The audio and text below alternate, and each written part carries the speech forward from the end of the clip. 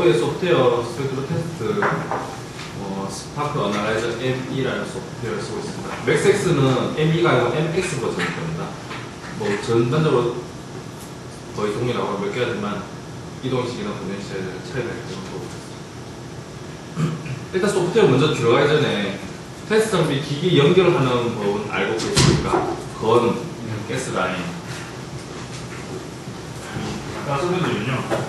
스펙테스트 영문 모바일 페이지 첫 페이지 보시면요, 유니트 수준해가지고 기기 설명하는 비디오가 있거든요.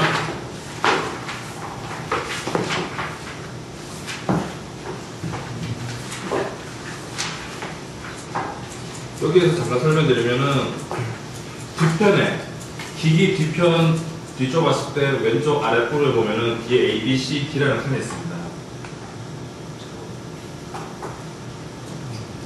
A 쪽에는 파워 서플라이 직접 AC를 꽂는 쪽이고, 옆에는 메인 전원. 메인 전원이 꺼졌을 때는 기계 위에 스위치, 파워 스위치 키셔도 전선을 안 하기 때문에 먼저 확인해 주시고요. 그 위에 C에 같으면 아르곤 가스 충전시킵니다. 충전할 때 보면은 타치가 원터치입니다. 주의할 점이 테스트 같은 경우는 이동시키는 거나 있는데 라인을 좀 길게 해줄 경우 샘플에 걸렸을 때 이 커넥션이 약하기 때문에 그게 부러지는 경우가 있거든요. 부러졌을 때 전체 어셈블리 다 같이 해야 될 수도 있고, 또 잘못 깨지면은 수리 자체가 힘들어지니까 잠깐 주의해 주시고요. 뒤쪽에 10리터짜리 본배를 이용할 때는 기기 라인하고 적당하게 너무 외부로 돌지도 않고 길게 나지도 않고 그렇게 정도 잡아주셔서 기능이 가장 좋습니다. 그리고 뒤에는 배터리 커넥션인데요. 테스트 장비는 추가 배터리를 사용해서 쓸 수 있는데 배터리 라인 잭을 연결시키셔서 쓰십니다. 배터리는 기기에 꽂아놨다고 전원 켜놨다가 충전되는 게 아니기 때문에요. 배터리 들어올 때 같이 충전기 세트 같이 들어옵니다. 기기 위쪽에 보면은 스위치 열쇠를 해가지고 온 락을 할 수 있는데, 열어서 배터리 렉을 뺐을 때 기기 쪽에 지금 기역자 모양으로 잡혀있는 게 있을 겁니다. 스위치를, 은색 스위치를 당겨서 돌리십시오. 오른쪽으로 살짝 돌리면 빠지거든요. 그렇게 해서 그 어셈블리를 끼워서 충전시키시고요. 리튬 배터리이기 때문에 제일 처음에 초기에 들어왔을 때는 완전 방전시키시고 충전시키는 게 뭐 배터리에 메모리 요소가 없어져서 충전이 오래됐을 수 있거든요. 그다음부터는 크게 문제 없을 겁니다. 그렇게 충전해 주셔서 쓰시고요. 끼우실 때 똑같습니다. 어댑터를 위쪽에 보시면은 끼우는 쪽이 두 가지 홈인데, 하나는 홈이 넓고 하나는 홈이 좁습니다. 그러면 배터리 끼우는데도 넓으면 좁으면 있기 때문에 맞춰서 여기 있어요. 안 보이게 해놓고 있어요. 또 이렇게. 그리고 테스트 장비 모니터 뒤쪽 면에 보시면은 외부 모니터가 있습니다. 여기는 EFGH가 있는데요. E는 쉽게 말해서 랜 카드입니다. 아까 말씀 랜카드 한쪽에서 네트워크 연결해서 쓰시는데요. 네트워크 연결할 때는 IP 충돌 때문에 기기 소프트웨어 멈출 수 있으니까 주의해 주시고요. F하고 G가 되면 뭐 컴포트입니다. 한쪽은 외부 모니터를 쓸 수 있는데, 테스트 장비 쓰다 보면은 일치형이기 때문에 가끔 전원은 그런데 모니터가 안 나올 때 있습니다. 그 시모스 에러가 걸리는 겁니다. 파워 자체에서 홀트폰에서 뭐 키보드하고 매너 CPU 다 하다 보니까 시모스 에러가 걸리는데요. 그러면은 외부에서 LCD 모니터 하나를 뒤쪽 외부 모니터로 연결해서 리프팅을 시키십시오. 그러면 외부 여기에서 시그널이 땡기기 때문에 잡히거든요. 그렇게 한번 하면 시모스라는 해결됩니다. 그리고 H는 USB 포트이기 때문에 뭐 데이터 저장되어 있는 거 옮기거나 뭐 프로그램 깔 때 그렇게 쓰시면 되고요. 지금 들어왔을 때 보면은 이동식 CD 라이트기를 같이 쓸 수도 있을 텐데요. 원래 제일 처음에 설치할 때 그걸 연결해서 프로그램 깔거나 설치할 때 쓸 수 있습니다. 이 장비가 배터리이고요. 지금 이렇게 같이 들어왔는 게 배터리 라인입니다. 여기에서는 AC로 다시 보는 라인이 하나 더 들어오고요. 모양이 조금씩 틀리지만 이 은색 버튼이 스위치고요. 여기 봤을 때 양쪽 홈이 있습니다. 배터리도 보면 홈이 은색으로 일단 넓고 짧은 게 있기 때문에요. 면을 맞춰서 끼우셔서 돌리시면 됩니다. 낄 때는 반대로 당기십시오. 얘도 확인해 주셔야 될 게 가장 중요한 게, 테스트 아까 기기 본체랑 트레이랑 분리할 수 있다 했지 않습니까? 배터리 쓸 때 가장 처음에 하다가 기계를 한번 망가뜨린 이유가 배터리 라인이 연결되어 있습니다. 트레이가.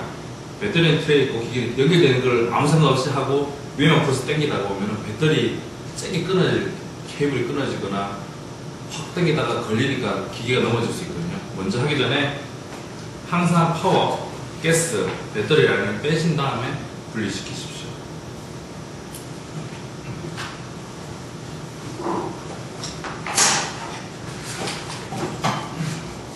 그리고 테스트 장비 UV 건 쓰고 아크 건, 스탠다드 건 쓰시는 분이 많을 건데 건이 한 개만 쓰고 두 개 연가를 쓰실 경우가 많으실 겁니다. 끼우는 방법은 간단합니다. 기계 전면에 밀어 넣어서 끼우시면 되고요. 방향은 뒤쪽에 배 있는 부분이 항상 바닥으로, 그러니까 볼트 끼울 수 있는 판넬이 있는 부분이 밑으로 가게 해주십시오. 요즘은 다 이렇게 붙어서 나오는데요. 이게 의심되거나 헷갈린다 라고 하실 때는 항상 바로 끼우시지 마시고요. 잠깐 번거롭더라도 기계 내부 연결 커넥터 부분을 잠깐 고개 숙여서 보십시오. 그러면은 한쪽은 뭐 포트 해가지고 가스 라인하고 커넥터 부분이고 그다음 시그널 케이블이 보이기 때문에 맞춰서 끼우십시오. 끼우실 때도 그냥 밀어 넣으시면은 어느 정도까지 들어갑니다. 들어가면 위에 어댑터를 눌러서 빠지지 않게.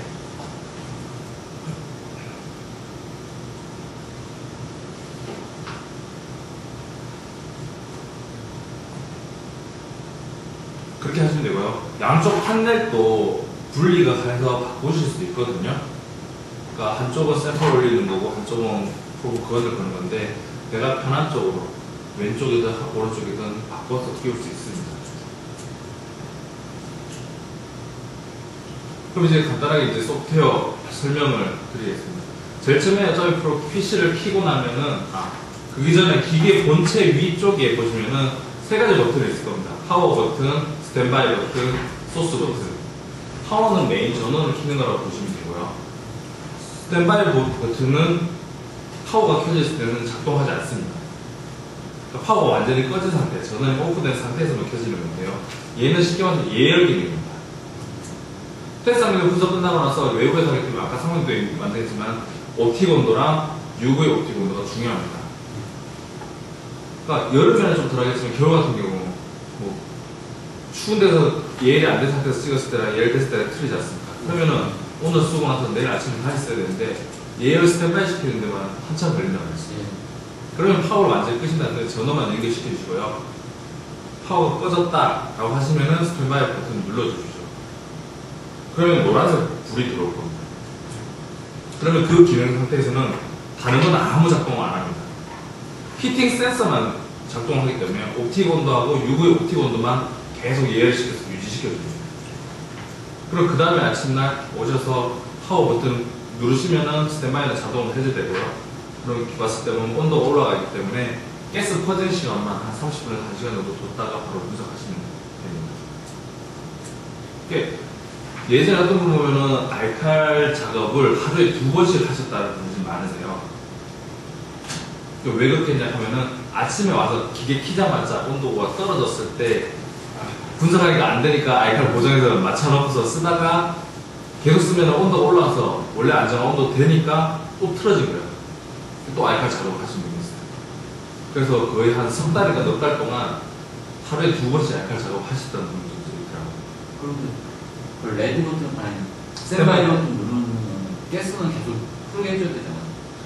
가스는 잠가주시는 게 좋습니다. 잠그는가? 네. 예열하고 가스는 상관없으니까요.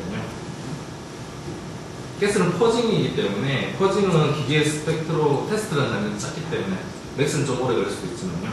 얘는 한 30분, 1시간 정도만 퍼징 시켜주시면은 안정화 되거든요.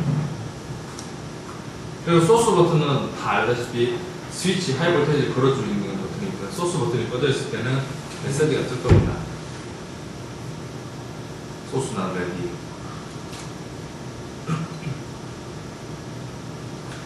기본적인 분석상에서 보면은 전반적으로 해가지고 일반적으로 디스플레이 창이고요. 위에는 샘플 ID, 그레이드, 샘플 넘버라는 거는 내가 샘플 이름을 적는 창은 나타나는 거. 그 다음에 그 밑에 두 줄은 이제 스테이터스 창이라 해가지고 기기의 이제 현재 상태를 나타내는 창입니다. 그리고 밑에 F1번부터 F11번가 옵션 키입니다. 간단히 말씀드려 샘플 넘버, 그레이드, 샘플 아이디는 폰션키 F3번 키를 누르시거나요. 아니면 건에 위아래 두 개 버튼이 있는데 위에 스타트 버튼이 있는데 밑에 버튼을 2초 이상 누르셔도 F3번하고 똑같은 작동을 합니다. 여기에서 샘플 이름을 적고 뭐 그레이드를 설정하거나 아이디를 넣어서 OK 누르시면 라인이 뜨고요. 이 상태에서 건을 눌러서 스타트.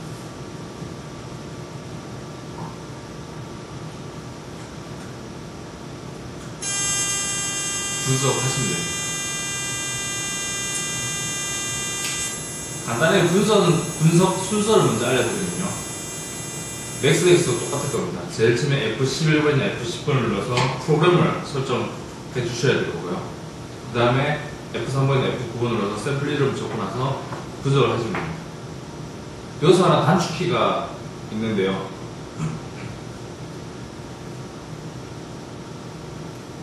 샘플 데이터, Shift A입니다. Shift 누르고 A 눌렀을 때 이 창은 언제 쓰냐면은 급하게 하시다가 샘플 아이디를 먼저 넣지 않고 분석을 한 다음에 샘플 이름을 다시 그러니까 F9번에 F3번 누르면 데이터 지워지지 않습니까? 다음 창으로 넘어가지 않습니까? 넥스트 샘플로 그걸 하지 않고 지금 집어넣은 데이터에 대해서 내가 샘플 아이디나 샘플 넘버 그레이드를 잘못 설정했을 때 사용하시면 됩니다. 그럼 Shift 누르고 A에서 다시 이름을 수정하시면 됩니다.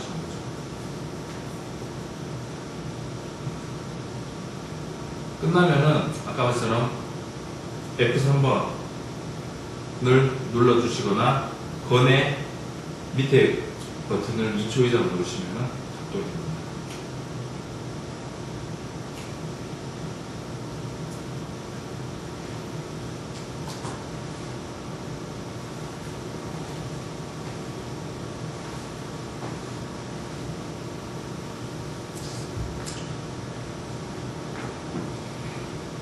이거는 프린트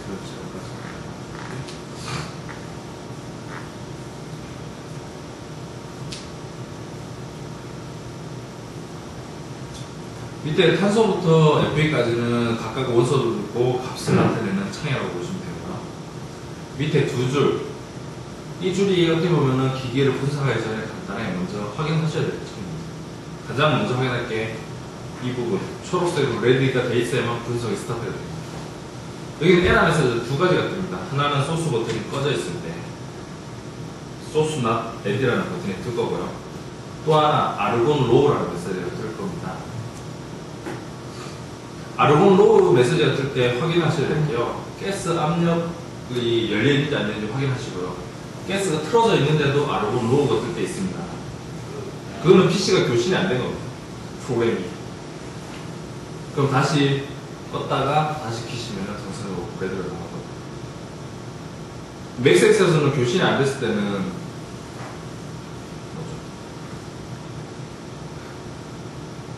걔도 아르곤으로 교신이 안 됐을 때는 예를 들어서 확인할 수 있는 거는요. 클램프를 그냥 위아래로 올려보시고 그게 변화가 없으면 교신이 안 된 겁니다. 그럼 제가 알기로는 맥스엑스도 교신 안 되면 아르곤 로우라고 했을 때 계속 뜰 겁니다.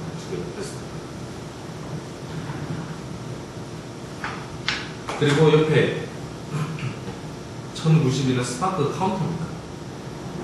내가 몇 번을 분석했다라는 횟수를 나타내거든요. 그리고 밑 바로 옆에 V10MO라는 것은 내가 지금 쓰고 있는 프로그램을 나타내는 겁니다. F11번, 테스트는 F11번 키를 누르고 맥스에서는 F10번일 건데요. 여기에서는 지금 전반적으로 쓸 수 있는 프로그램이 다 나타납니다. 거리 두 개 있는 경우 프로그램 설정할 때 확인해 주셔야 될게요. UV건, 카본, 피, 설파, 보론하고 뭐 비속 같은 거 다 봐야 된다 하실 때는 항상 프로그램 끝에 MO가 붙어 있는 프로그램이 있습니다. 얘가 MO가 몰리가 아니고요. 미니 옵틱의 약자입니다. 그러니까 이 건이 일반 스탠다드 건보다 조금 길고 중요하다는 게 밑에 부분에 미니 옵틱이라는 카본, 피, 설파 세 가지 보는 옵틱이 들어가 있기 때문에 그렇거든요. 때문에 긴 거, 카본, 피, 설파를 할 때는 항상 프로그램이 미니 옵틱 MO가 붙어 있는 걸 쓰셔야 되고요. 같은 스파크인데 미니 옵틱 MO가 안 붙어 있는 거 있습니다. 그러면 이 건이 아니라 아까 짧은 거 스탠다드 건에서 스파크 모드 쓸 때 쓰시는 프로그램입니다. 그리고 일반적으로 솔팅 개념으로 말씀은 그냥 스탠다드 건의 아크는 밑에 아크 모드로 해서 선택해 주시면 됩니다.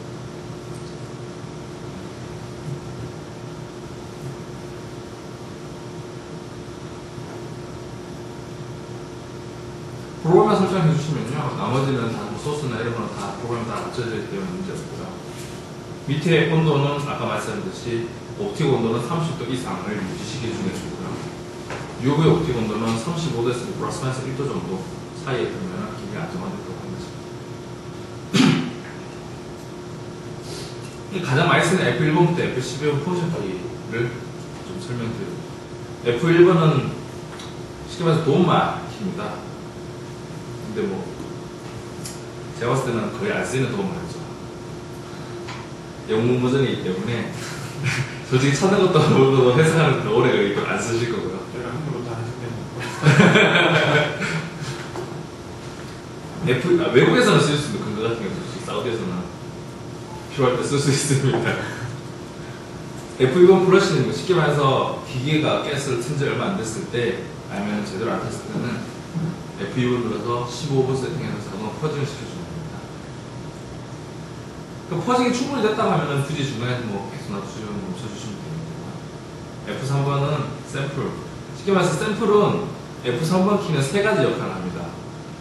첫 번째 샘플 ID, 샘플 이름 창이고요. 두 번째 데이터 세이브입니다.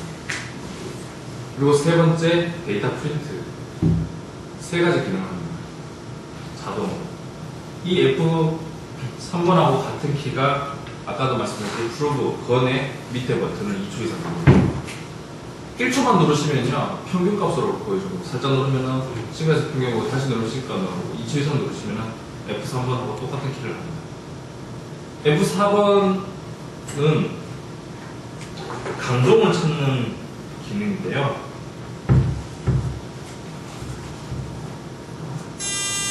데이터가 없을 때는 비활성화 될 겁니다. 데이터가 있어야만 활성화되는데요.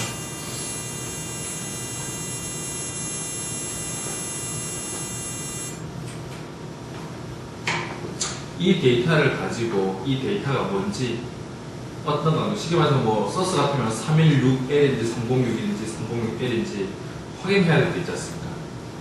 그럴 때 F4번 누르시면은 밑에 강동창이 뜨면서 데이터가 나옵니다. 근데 그 데이터는 이 PC 메모리에 저장이 돼 있어야 합니다. 저장이 안 돼 있으면 못 찾겠죠. 그러면은 그 저장하는 거는 쉽게 말해서 국내하고 쓰시는 강동이 다 틀리기 때문에 매뉴얼을 넣어 주셔야 돼요. 수동으로. 그 강동 인정하는 것도 제가 조금 이따 다시 설명드리도록 하겠습니다.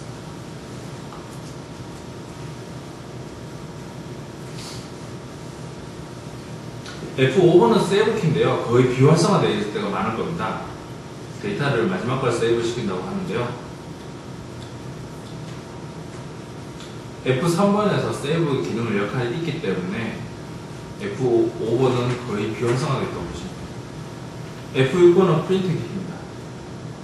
아까 F3번에서 자동으로 프린트도 되고 한다 하지만은 F6번은 수동키라고 보시면 돼요. 데이터를 저장하지 않고 그냥 오로지 출력만 하고 데이터를 지워버리겠다라고 했을 때 쓰시면 돼요. 이 F6번 프린트기는요, 화면상에 디스플레이 되는 양식만 출력하는 겁니다. 지금은 싱글값만 나있으면 싱글값만 출력할 거고요. 평균 내고 있는 상태에서 F6번 키를 누르시면은 싱글값이 안 나타나고 평균값만 출력된다고 보시면 돼요. F7번은 프로토콜이라고 해서요. 쉽게 말해서 프린트 출력 양식을 저장해서 차후에 출력하는 양식이라고 보시면 되는데요. 아까 제가 잠깐 만든 PDF 프로그램 있지 않습니까? 얘는 프린트 대신에 PDF 파일을 전환해 주신다고 보시면 되고요. 얘는 그 양식을 쓰지 않고 이 상태에서 그러니까 뭐 세 번째 하면 이 세 번에 대한 양식을 저장을 하였습니다. 파일로. 그래서 프린트기로 출력해야 되는데 그는 이 소프트웨어 안에서만 사용하시면 됩니다. 그리고 거의 안 쓰실 겁니다. 이거는 저도 조금 제가 이해를 좀 못했기 때문에 제가 자세하게 설명드리는 조금 힘들 거거든요. F8번은 알카리를 고정하자고 이게 가장 중요하기 때문에요. 얘는 다른 키를 먼저 설명드리고 나서 마지막에 제가 보여드리면서 다시 설명드리도록 하겠습니다. F9번 키는요, FP라 해가지고 핑거프린트 프로그램입니다. 핑거프린트요. 예, 쟤는 스파크 모드에서 사용하는 게 아닙니다. 아까 말했던 아크 모드에서 솔팅 개념으로만 사용하시는 키거든요. F9번 클릭하시면은 화면 지워지면서 지문이 나타날 겁니다. 지문 그림이.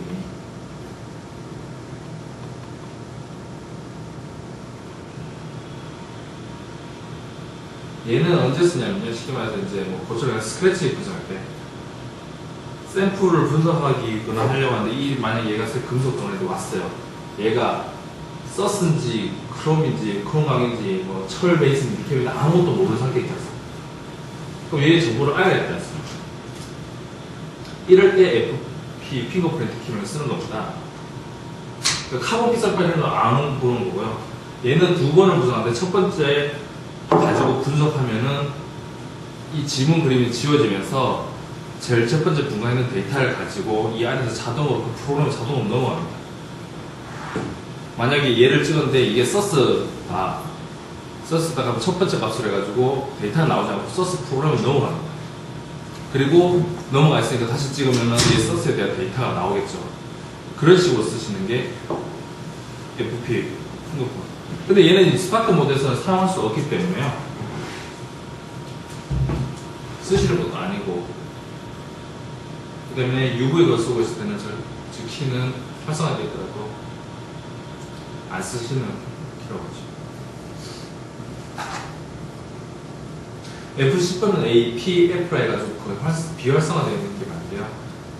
쟤는 오토 프로그램 파인더라 해가지고요. 아까 핑거프린트랑 비슷한 겁니다. 그러니까 강정을 찍었을 때 첫 번째 데이터를 자동으로 넘어가서 데이터까지 산출을 해주는 걸로 알고 있습니다. 이쪽도 거의 UV 쪽보다는 아까에서 솔팅 개념으로 많이 쓰는 프로그램이죠. F11번은 로드 프로그램입니다. 아까 말했던 지금 이 테스트, 내가 쓰고 있는 테스트 장비 안에 사용되고 있는 프로그램을 설정할 때 눌러주시는 키죠. UV 모드냐, 아크 모드냐, 스파크 모드냐. 스파크 모드 중에서도 UV를 쓰느냐, 스탠다드를 쓰느냐. 그걸 선택해 주시는 겁니다.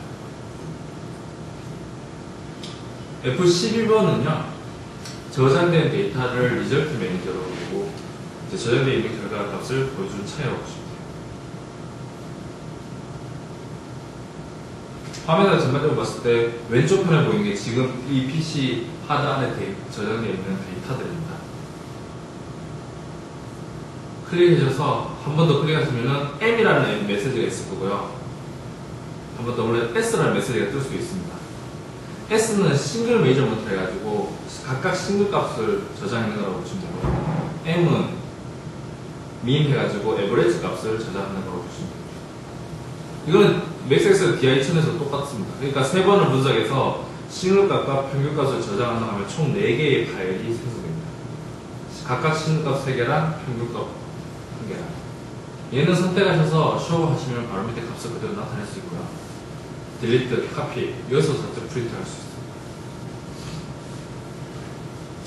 그리고 바로 옆에 거는 쉽게 말해서 변환하는 프로그램입니다. PDF 파일 액티베이션 해가지고 여기에 있는 텍스트 파일을 PDF 파일로 전환해서 저장하실 수 있습니다.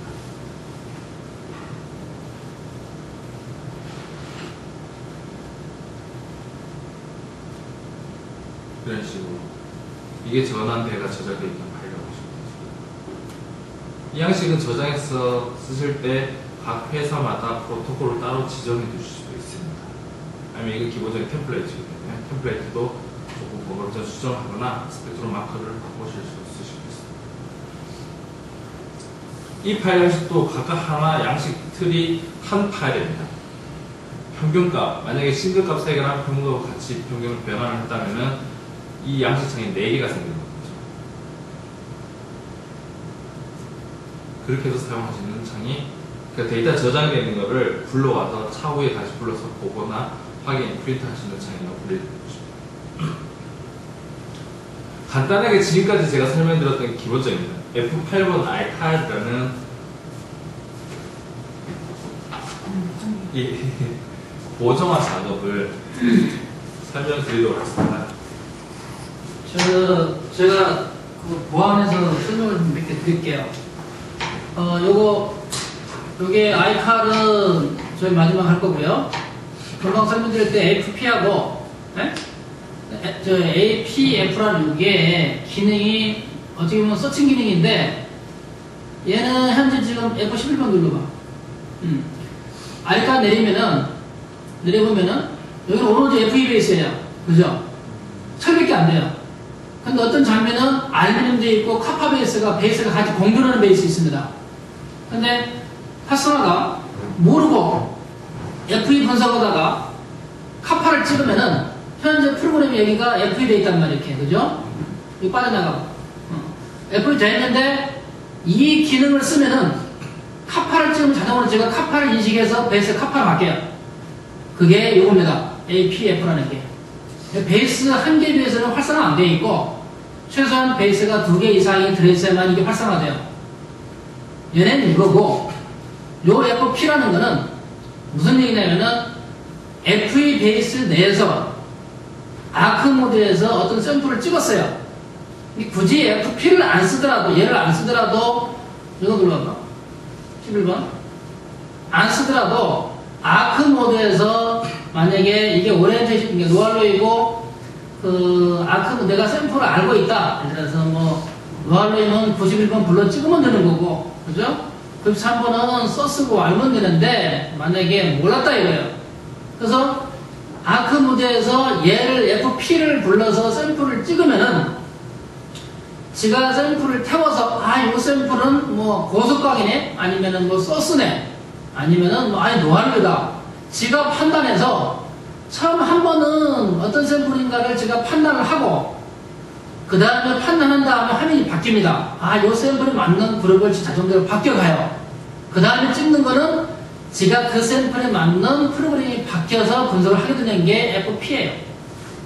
기능은 그러니까 얘는 적은 기능이고 얘는 베이스를 바꾸는 기능이고 얘는 베이스 내에서 메소드를 바꾸는 그 기능이에요.